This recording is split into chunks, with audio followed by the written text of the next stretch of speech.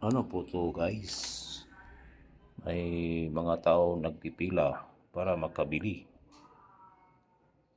Ito po ay tiramisu cake. May blueberry, strawberry, biscoff at iba pa.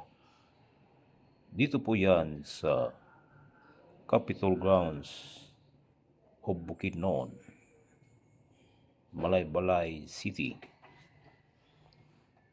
Tag 180 pesos po yung strawberry cake.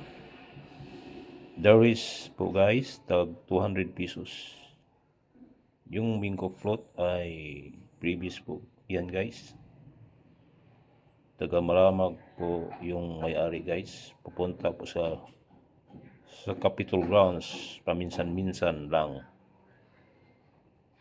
para magbinta ng kanilang cake, tiramisu cake. Kaya